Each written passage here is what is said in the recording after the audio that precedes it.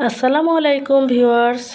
কাছে এবং দূরে, দেশ এবং দেশের বাইরে আমার দাদা এবং দিদিরা যে যেখান থেকে আমার ভিডিওটি দেখছেন বা দেখছেন না, আশা করি সকলেই ভালো আছেন মহান আল্লাহ পাকের দোয়াতে। মেয়ের তো মর্নিং স্কুল হচ্ছে, তাই ওকে আগে বার করে দিয়ে তারপরে আমি আমার রান্নাঘরের কাজটা শুরু করেছি। ও স্কুলে চলে গেছে। তারপর এখানে আমি সকলের জন্য ছোলা সেদ্ধ বসালাম। ওভেনটাকে পরিষ্কার করে নিলাম, নিয়ে তারপর নিজেকে তো একটু দেখতে হবে, তার জন্য নিজের জন্য কিছু তৈরি করব।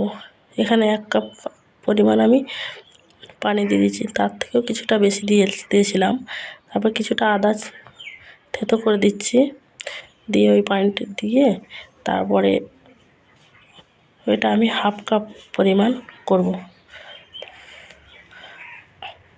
যাতে হামলদিস্তায় কিছু না আদার ডাস্ট লেগে রয়ে যায়। তার জন্য ওতেই পানিটা ঢেলে দিলাম, দিয়ে আর আমি ওই সসপ্যানের মধ্যে ঢেলে দিচ্ছি। ওটা আমি 15-20 মিনিট ফুটিয়ে তারপরে হাফ করে ওর সঙ্গে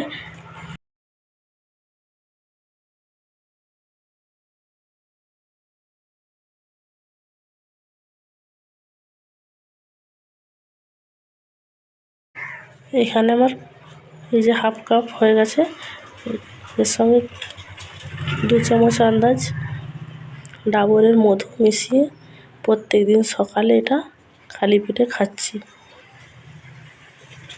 এটা খেলে কী হচ্ছে, ভেতরের যে কফটা আছে গলা গলা ভাব হয়ে একটু বেরিয়ে আসছে।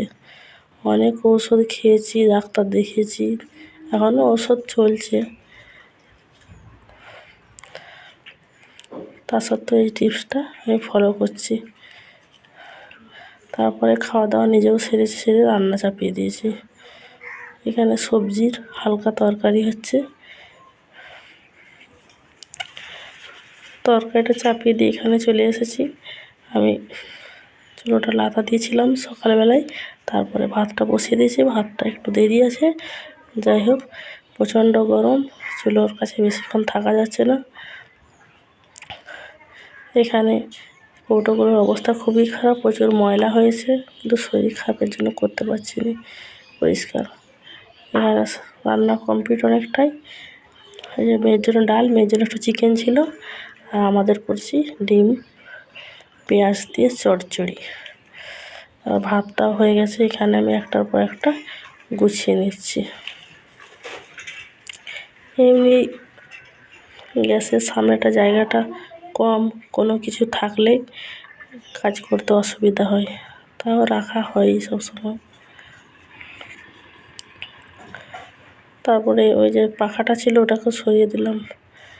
এখানে আর খাওয়া দাওয়া করা হয় না।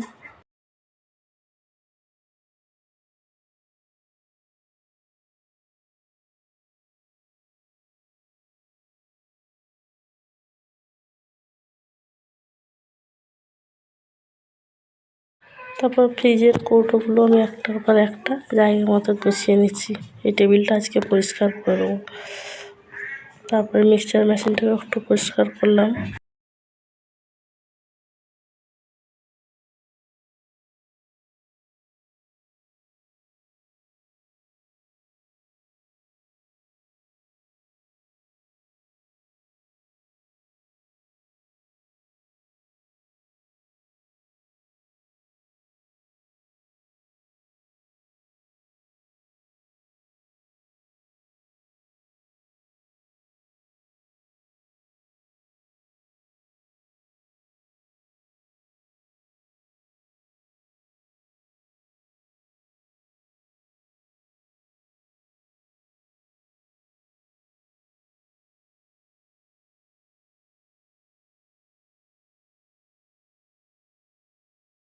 এখানে পরিষ্কার কমপ্লিট, সমস্ত জায়গা মতো রেখে দিচ্ছি। তারপরে ছাদে কিছু গাছ লাগিয়েছিলাম, ওই গাছগুলোকে এখন পানি দিতে চলে যাব। প্রচণ্ড রোদ, ছাদে পা রাখা যাচ্ছে না। সে গাছগুলো তা সত্ত্বেও ওরা এখনও ফুল দিচ্ছে। ফুল বললাম। ভালো লাগলে একটা লাইক করবেন। খোদা হাফেজ, আল্লাহ হাফেজ, সকলেই ভালো থাকবেন।